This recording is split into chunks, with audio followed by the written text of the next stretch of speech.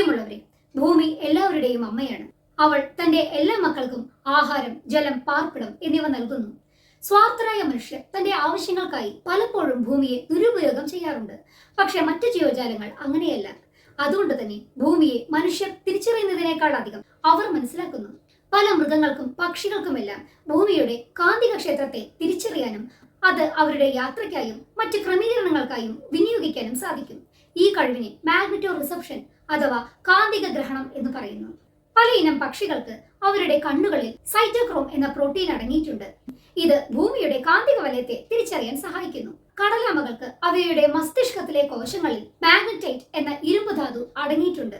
സ്രാവുകൾക്കും electric റേകൾക്കുമെല്ലാം വൈദ്യുത കാന്തിക പ്രേരണം മൂലം ഭൂമിയുടെ കാന്തിക ശക്തിയെ തിരിച്ചറിയാനാകും.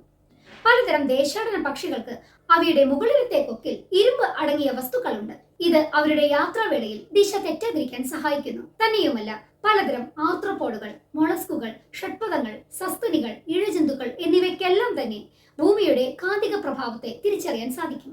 പക്ഷേ ബുദ്ധിമാൻ എന്ന് സ്വയം അഹങ്കരിച്ച് നടക്കുന്ന മനുഷ്യന് ഈ കഴിവില്ല. അവന് വടക്ക് തെക്ക് ദിശ മനസ്സിലാക്കണമെങ്കിൽ ഒരു മാഗ്നറ്റിക് കോമ്പസിന്റെ സഹായം കൂടിയേ തീരൂ.